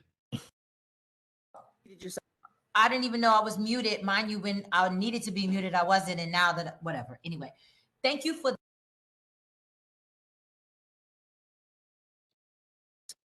You're muted again. What's up with this, guys? I don't know. I can't make this up if I tried. I said, thank you so much for the update. Thank you for bringing to the forefront the libraries. I'm familiar about the St. Mark's Library, and we shall convene offline about that. Mr. Robert Camucho, you're up next. CB4. It's good you say Camucho. It's Camacho. It's okay. Hey, You Mr. could call me Camucho, Camacho. It's the same thing. I tried. It was a ucho. I just want to thank my brother, which is Board 3 and 16 and 4. We need to fix Broadway up. It hasn't been fixed up since 1977, the blackout. So we really need to get better lighting, MTA paint clean, stores, jobs, bring businesses back. Stop bringing them bars and hangout spot for people to dump their garbage and leave and dirty our community. We want jobs. We want to make sure that our kids can get jobs. That's I want to thank my brother for helping us and making sure our community stays shine. Also, I want to make sure that in regards to the open law meeting, if they're gonna do it both. Some people will want to meet. Some people won't. Give us money and fundings so we can operate these things. You know, if they are going to do the open law meeting, do it both, because some seniors would like to stay home, as you see, it's going up, and some people would like to come and make sure that all the services are brought to the community. Also, I just wanted a little flyer. Ukraine needs help and support. There is a Bushwick and whoever wants to get involved we're doing a drive, a donation drive. It's going to be at 1419 Broadway between Woodbine and Madison, right on Broadway side. It's going to be between 9 a.m. and 5 p.m. April 16th. Donation will be medical mask, gears, if people want to give. Supplies, vitamin, hygiene, adult care, and children materials, and more. It's the ACE Integration Daycare Center. One of the parents there is from Ukraine, her family, and they needed services. So we're all getting together to see if we can bring stuff. I know some of you, whoever's doing it, if we can all chip in and try to get something, a box of water, 2 bar waters or something. They're going to have a truck to take it over there. So we really, as you see what's going on in the world, and you're looking at the pictures and you're seeing kids for no fault of their own, not growing, our families, just like they supported us when we are in our time. So I think that's basically it. Thank you. Thank you, Mr. Camacho. Looking to acknowledge Andre Mitchell of CB5. Peter Fleming of CB6. No update from CB6, thanks. Thank you, CB6. Cesar Zuniga, I know represented by Julio, CB7. No updates at this time. Thank you so much. Thank you, CB7. Ursa Witherspoon for CB8. Good evening, everyone. It's actually Irsa, and I don't Irsa. have any updates to report. Thank you. Thank you. And y'all got to work with me. This is my first Borough Board. We're going to get this together by next month. I promise I'm going to have pronunciations together. It'll be okay. Yeah, I mean, no disrespect. Mr. Fred Baptiste, Community Board 9. Yes, very briefly, I'll keep it quick. One, I wanted to echo the sentiment from Chair Camacho with respect to the remote open meetings law. I think the general sentiment is that, we've definitely, I think that there's been a lot of success with the remote access. So we would like to see some advocacy with respect to the state in terms of, helping us to develop some remote options. I think that, we want to learn from some of the lessons with respect to that. Two, I also wanted to say we're looking forward to the renewal of the appointments for members and for the incoming new members. So we've already started developing internally training to make sure that new members are able to hit the ground running, as well as to reorientate existing members and have conversations about, okay, well, listen, how can we improve? How can we work better? And how do we improve relations with our elected officials as well? And lastly, I did want to announce that CB9, we're in the process of developing a community fair. We're hoping to make this a grand event. We are tentatively slated for May 21st, location TBD, but you are all invited to attend. Okay, thank you, Chairman Baptiste. CB10, Ms. Lori Willis. Hi, thank you. I did want to just echo very quickly the sentiments of some of the other chairs and community board representatives with regard to the option for remote meetings. Many of our board members are anxious to return. Many are apprehensive to return to in-person meetings. I do feel that there is a certain something lost when we meet only remotely. In terms of, I feel the knowledge that's passed on between, older board members and newer board members, they really don't get as much opportunity to discuss and matters as freely as they might, when we meet in person. So I think there is something lost there, but I do think that a remote option would very much help some of our older board members as well. The other thing I just wanted to mention was that there was a court ruling with regard to open restaurants stating that the environmental impact statement that was done was not sufficient. So I'm very hopeful that this will be looked at a little bit more closely and kind of slow the process down a little bit so that all of the concerns that so many of us have voiced as this program is being rolled out can really be addressed, and we can just get it right. So thank you very much.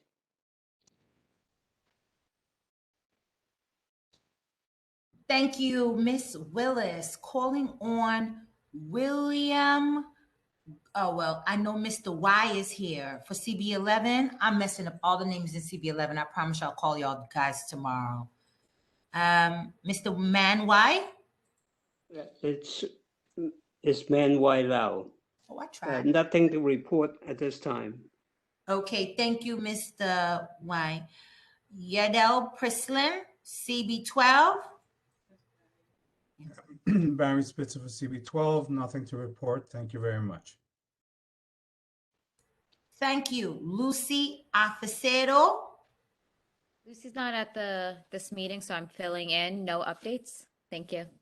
Thank you. Joanne Brown, Community Board 14.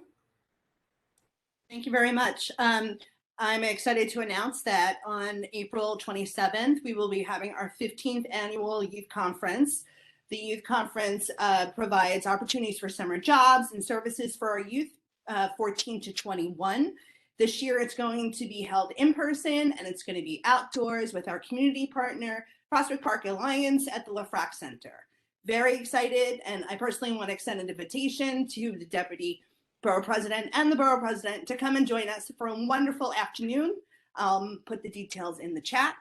The next announcement is a reflection. On March 30th, we had our annual nonprofit roundtable, and our keynote speaker was Comptroller Lander. That was a great success. Also last month, we participated in yet another NYPD assignment program for a new commanding officer for the 70th precinct. Totally different format than the first time in September. I am drafting a letter about the new format, which is not really community participant focused. And then lastly, I was just wanted to reach out to Borough Hall that we're having some issues with bills being paid from Borough Hall, specifically our rent. My district manager just wanted to bring that to your attention, whether or not you have the personnel in place yet. Thank you very much for the time. Girl, we know about your rent situation, and it is not a personnel issue. It is deeper than that, and we shall talk offline about that. Thank you very much. But this is an ongoing situation, and we do definitely want to get out of the landlord business here at Borough Hall, because no other Borough Hall in the city of New York pays anybody's bills but Brooklyn Borough Hall. So we look to standardize ourselves with the rest of the city of New York. And so you guys should definitely look forward to hearing some communications about that in the future. Nothing you need to worry about in this moment. But Chairwoman, we are definitely aware of CB 14's bill payment issues. I do want to say that congratulations to your nonprofit table last week. I was scheduled to attend, but then I took that shooting in Brooklyn South, actually, which really derailed me from coming. And we will be there on the 27th if everything permits. And let me just say to all of the chairs on this line, I really encourage everyone to follow suit. If you have your own nonprofit roundtable event, or maybe we are looking at CB14 as the example on what to do. But what I can say is this: there are a lot of providers who are within our community districts who have contracts that are specific by zip code and or council districts. If you as the leader here do not know what nonprofits have a fiscal prescription for your community, we will have a lot of actors who are on the ground getting paid to do work, but we don't know who's doing what and to form the proper connections and partnerships. So I really suggest that every board has a nonprofit roundtable. It includes Borough Hall. We welcome that type of meeting and endeavor. And now looking to recognize Teresa Scable of Community Board 15. I would just like to take the opportunity to wish everyone a happy Ramadan, happy Passover, and happy Easter. Thank you so much. I appreciate that. I'm looking for Miss Janice Morgan. I had it correct. Hi, good evening. Happy Passover, Ramadan. Wish everyone a happy Easter. I don't have any major updates for Community Board 16. I appreciate the gentleman sharing the conversation that occurred regarding the transportation issues along Broadway. And so that issue is really bad. And so I do hope that Borough Hall will lend its voice to helping to get Broadway properly paved, as well as, any other issues with regards to potholes in communities. And I hope that all other boards are reporting potholes. I encourage my board members often, if they see a pothole, to report it, whether it's on the street that they live on or if they're just passing by, because it really does protect our very expensive cars that we drive. Cars are very expensive, no matter what brand you drive. And so I do encourage people to pay attention to whatever issues affect the streets that we drive on, not just the streets that we live on. So that's it. Thank you. Thank you, Ms. Morgan. We appreciate your update and duly noted. Calling on Ms. Joan Alexander Bakreden for her update, CB17. Thank you so much. Would like to wish everyone Ramadan Mubarak, happy Passover, and happy Easter season. We're still on our working on our move, but it will take. So my understanding is, though we are making some great progress to move into our new location off on Clarkson off of Nostrand, it's looking more like a year, March 2023, before we're finally able to move in. And I'd also like to alert you that in response to a resolution that was crafted by board members, we have a rezoning town hall meeting that was called for, but we will be having two to allow for enfranchisement of our community. So on Saturday, April 16th from 12 p.m. to 2 p.m. and on Friday, April 29th from 6 p.m. to 8 p.m. We welcome our neighbors, community members, agencies, borough president, as well as our wonderful deputy borough president. There's so many people that we're including in this conversation so that they can hear directly from our community. It'll be done via WebEx, so no need to travel. We're going to do it virtually to create an opportunity for more people to attend. And what we'll do there is brief the community on where the land use committee was in the process that we started many years ago. We'll share some insights and information and hear from our community as it pertains to the out of context building and the potential for rezoning. So we actually have the chairperson for that committee is Mr. Orlando Ross, who stepped in to be the chairperson there. And the goal is, again, to hear from our community as it pertains to potential rezoning of Community Board 17 in response to the massive, as of right, out of context building that's happening. Our deputy borough president mentioned the shooting of the 12-year-old in my district. She's given us all the insight. I just wanted to say his name, Cade Lewis. I just wanted to say his name because it was heartbreaking. It is heartbreaking, and we have to do better. And I'm very grateful that there are community members we're in the streets and we're making sure that they're heard, and we're crafting proactive measures to make sure that it doesn't happen again. And I do thank our deputy borough president for her leadership in this space. And that's it for me. Again, Ramadan Mubarak, happy Passover, and happy Easter season to everyone. Thank you to you, Chair Bakreden. Let me just say thank you to you in the East Flatbush community for coming together to be solution-oriented as we solve for gun violence. As you guys know, that incident happened on Friday, and we have been active here at Borough Hall providing support ever since. I know there are certain people who are on this line that I should have met with either Monday, Friday, or any other day, but just know that my portfolio is more extensive than just community boards. And when there is gun violence in Brooklyn, I need to respond, and that is the top thing. And so I just say thank you. My partnership is ongoing, not just to your board, but to all others that have that plight. And now I am turning it over to Michael Ian of Community Board 18, if anyone is here. Oh yeah, good evening. Actually, it's Michael Ian, but it's okay. You gotta help me, Michael. This is my first Borough Board meeting, and I've never met you. So Michael Ian. There you go. There Thank you go. All right. All right. First of all, I'd like to say I'm glad to be here. This is my first time. It's very interesting. Also, I'd like to commend the gentleman. I think he's from Community Board 3. He spoke earlier about getting ADA compliancy about a train station. Well, man, you did your thing on that. People don't know how helpful that is. You helped a great part of this society, being the handicapped community, women who are pregnant, people have disabilities, people have arthritis or spinal conditions. You help them a lot. The reason I say that, I've been fighting with the MTA for the past 15 years to get something done at Broadway Junction. And it finally got approved last year. It's going to take another 10 years to get actually done. So, my man, you did your thing. And also, I'd like to wish everyone a happy Ramadan, happy Passover, and a happy Easter. Thank you very much. Mr. Iron, thank you for your update. I have to make sure I get this correct. No, it wasn't an update. Well, whatever, you know, Right. your announcement, your greeting, it's all good. Same interchangeable verbiage, right? But you spoke. Thank you.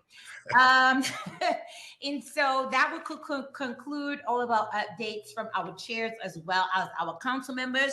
We are moving into the next section of our agenda. Let me just quote the time that it is 7:55. And so I'm hoping that we can be very timely in the next few minutes, because I do want to be respectful that everyone is working a full-time job and also then coming to this particular meeting. We are going to go into Borough Hall updates at this time. Beyond that, there will be other business. And then beyond that, we will look to adjourn the meeting. That is the next 3 agenda items in that order. And we're just moving. So thank you to everyone who's on this call. As I've said it multiple times, but you're hearing it again, this is my first Borough Board. I feel that this meeting has gone fairly well.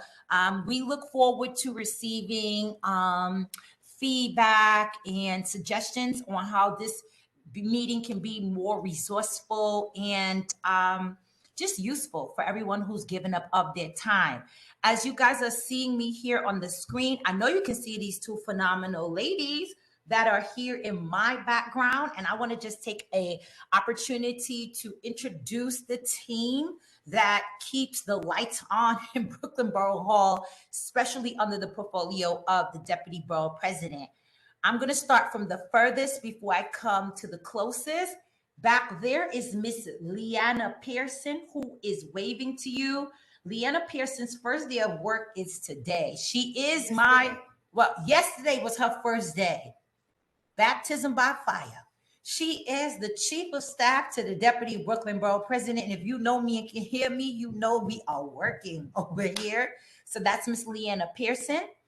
And then who I have sitting right here next to me to the left is a name that should not be new to anyone on the line. This is our Director of Community Boards, Miss Caroline Church. Let me just say, I am so impressed with the level of work that Caroline is able to produce, but not just the level of work, the cleanliness of it, the timeliness of it, the expeditiousness of it. Caroline is on point like a dot. And I know that Caroline can not only just support you guys as the chair, she's actively supporting your district managers every day. She's actively interceding between city agencies to get responses for your board. And I, Diana C. Richardson, and to know that is to know, put full confidence and faith behind Caroline Church and the work that she's doing. And this is not just a talking moment for this computer, but this is how I feel in life. And so as you see how I'm saying that, full respect, ordained, I've given the cross onto Caroline Church for y'all to know how I feel about her and for how we are going to respect and deal with her as she is in her capacity. And a good leader knows what they are good at, and they also know when it is time to give up the seat to let others lead. And so for the Borough Hall announcements, I'm going to switch the chair and I'll allow our Director of Community Affairs, Ms. Caroline Church, to conclude and act out the rest of this meeting. Thank you, and I'll be right here. Go on, Ms. Church. Good evening. What an introduction, right? I feel like I should just be walking up on stage now, but I guess this is my stage and a really good one it is. This is my second Borough Board. I met most people before. And then I met some of you, mostly the chair people at the last Borough Board. So welcome again to tonight's meeting. Take a quick apology on the technical difficulties we had earlier, but see, it's all good. We're still almost on time. So just 2 quick updates, really. And one was mentioned, you guys stole my thunder. The Borough President is actively advocating with the other 4 Borough Presidents for permanency in remote meetings and hybrid meetings law. So we're working on it. We hear you. And we think it would be a good thing because it encourages more people in our community to participate. It's a really good thing for people who work, who have young children, to be able to sit at home and engage with their community boards. The other big thing on my agenda is the community board member appointment process. Really working on that. some of our council members. I'm waiting on you. You know who you are. I'll Call just them say. out. Call them out. No. Say I'll who's send- the good actors and who's the bad actors. I'll send flowers and chocolates to Councilmember Ressler, Gutierrez, Narcisse, Kagan, Vernikov. They were off and running. They beat the timeline. They were on time. A lot of council members came in the middle, but some of you're still outstanding. You may have amendments. Please send them in. Next year, we're going to be on time. Community board member terms end on March 31st. And next year, we're going to be on time, March 31st. So please, it's April 5th, so we're a little behind. It's not going to happen tomorrow, but I implore you, please send in your edits. And for those of you who haven't sent anything in, please do so. Tomorrow would be wonderful because the borough president is beginning to make his selections, and he was actually paying the courtesy of deferral to the council members to have first pick of the applicants, but we will begin to move forward. Oh, we have begun moving forward.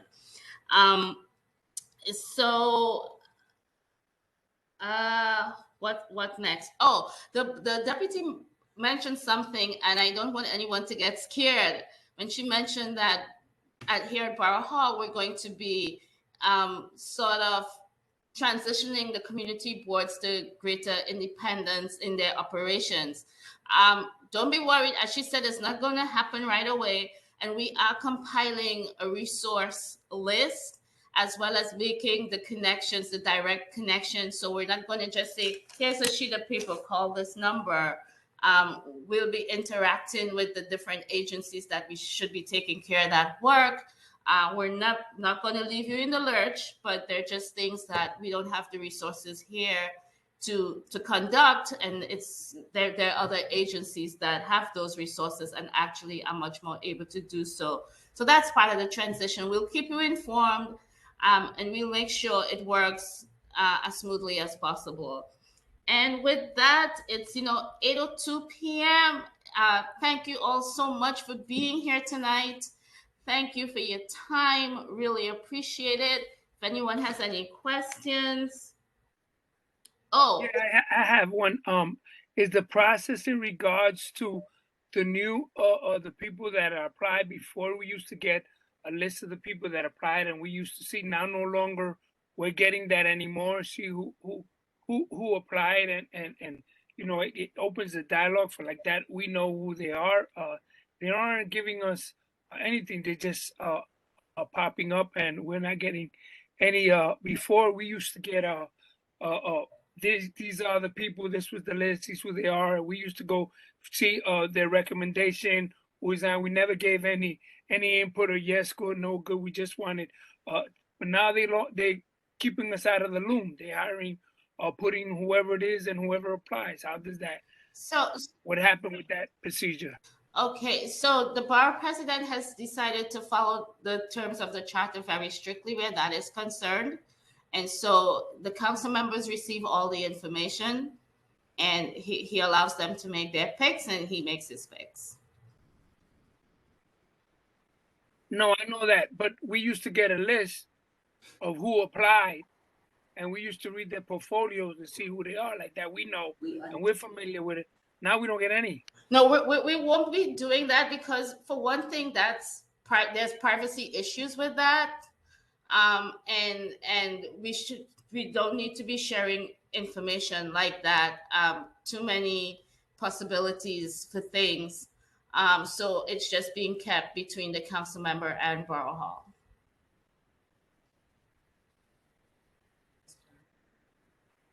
Ms. Brown? I didn't have a question for the Borough Board, for Borough Hall report. I just wanted to remind you I have an amendment to the minutes when you're ready. Oh, yes. Thank you so much for reminding us of that. Does anyone have anything else to discuss before we go to approval of the minutes? From Baptiste, CB9, I just had one comment or question with regards to if we would be able to facilitate a conversation with NYPD with the neighborhood safety teams as they've launched. I definitely want to make sure that there's some dialogue and we kind of understand where we're going, what the trends are looking like, if it's effective, or if there are any other issues that we should be aware of from the community board level. You know what, Chairman Baptiste, I didn't think to bring this up, but since you just said that, let me just gloss over it on this call. And perhaps we take time to really go over it in the next meeting. Since public safety is under my portfolio, not the full public safety, but the gun violence, which is like the Madrid of our public safety issues right now. What we are doing here at Borough Hall is we are starting public safety alliances.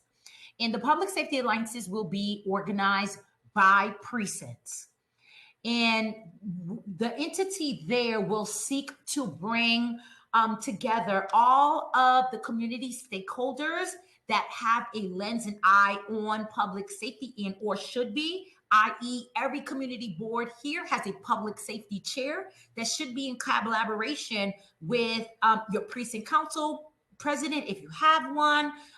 They should be attending the precinct council meeting if you have one, right? But then also if there's nonprofits who are on the ground, whether they're Care Violence, CMS, or just a general nonprofit that provides a service that is of need to our people, we need to begin to have conversations to bring people together so that we are not being reactive, but more proactive and preventative. So just know that that's the lens that we have. It's the work that we are looking to do and have already begun to do, and more to come on that. We can talk offline, 7-1. I just saw Inspector Haywood today. And just so you guys know, in the realm of that, we just met with Brooklyn South, all 13 inspectors of Brooklyn South today. We're about to do Brooklyn North very soon. And then we'll do the Community Affairs Division. So we know that when it gets warm, violence increases, and Brooklyn Borough Hall is trying to do its best to be on top of this before the shots ring out more. Ms. Church? Thank you. And our DPP has been really busy since last Friday. We don't see her here except in the meeting now. I saw Mr. Pena's hand. Mr. Pena? Hi, I did actually have a question, and I'm not sure if this was brought up in a previous meeting, but I know that the city council and the city is going to start their redistricting, and I was curious if there was if there's a discussion on the community district councils, and I don't need an answer about this now, but I would love to know if there's a process for that level of redistricting and what that looks like. Okay, noted. Yeah. Thank you for that question. We'll get back to you with that. Any other questions? Hearing none, everyone had a chance to see the agenda. Can we have, we got some amendments. CB6 asks to be included in the list of attendees. CB14. Yes, if you wanted me to state for the record my amendment, under community board updates, the second paragraph, the first sentence, instead of that first sentence, it should be CB14 participated in a pilot program tasked with interviewing candidates for the assignment of commanding officer of the 70th precinct. And that verbiage is also in the email that I sent you. So it wasn't a request to hire the commanding officer. We actually participated in the program for the assignment. Thank you. Thank you. And CB13. Hi, CB13 Chair Lucy. She emailed corrections about the attendance to the minutes. Attendance? Yes, I think it listed one person and 3 people were in attendance for CB13. Okay, thank you. Noted. The amendments will be made. Are there any other questions, suggestions, comments? Well, hearing none, again, thank you all so much. Motion to adjourn. I just want to say hello. I know I came late. I was trying to get in, but I was in the meeting, so I'm happy to say hello, everyone. And it was great. So continue doing the work that you're doing. And I know my staff was in there, so happy to see you all. Yes. You were given, we sent you flowers and chocolates. Did you hear that? Is that my BP there? Your DBP. Put the deputy D. BP. Thank you. Put the D before the BP. I don't need any. Oh yes, deputy. Get it together. Okay. Get it All right. Got it. Yeah. But yes, thank you for joining us, council member. We appreciate it. Thank you. Close us out, Ms. Chair. Yes. So again, as everyone did. Well, as a point of order, I think we have to adopt, since there have been changes to the minutes, we have to adopt the minutes. With the noted changes. Yeah, with the noted changes. Right. Okay. Can I have a motion to accept the amendments to the minutes of the March meeting? Joan Bacardine moves to adopt the March meeting minutes with the noted changes. Thank you. A second? Second. Second, Fred Baptiste, CB9. Thank you. All those in favor? Aye. Aye. Any objections? Any abstentions? The minutes have been accepted into the record. Thank you, Mr. Baptiste, for actually alerting us that we skipped a part of the agenda. Thank you so much. So again, happy and holy Easter, a holy Ramadan, holy Passover to all. I'm from a place where I celebrate every holiday, so please feel free to invite me over. Have a good night. Thank you, everyone. Good night. Thank you. Have a good evening. Thank you. See you all. Do we need to move to adjourn the meeting? Move to adjourn the meeting. Thank you. Thank you. All of We you. move So to moved. adjourn I make a the motion. meeting. Fred Baptiste, CB9. Thank you. Thank you. Thank Thank you. you. Thank All you. right, all right. Amen. See Second, you third, all in fourth, favor. tenth. Thank you. Thank you, guys. We trying. This our first Ball. We trying. Thank It's you. okay. It's okay. We'll teach you. Okay, teach us. Teach us. Thank you. Thank night. you. We trying. Good night. Okay, good night. Bye, everyone. Oh, geez.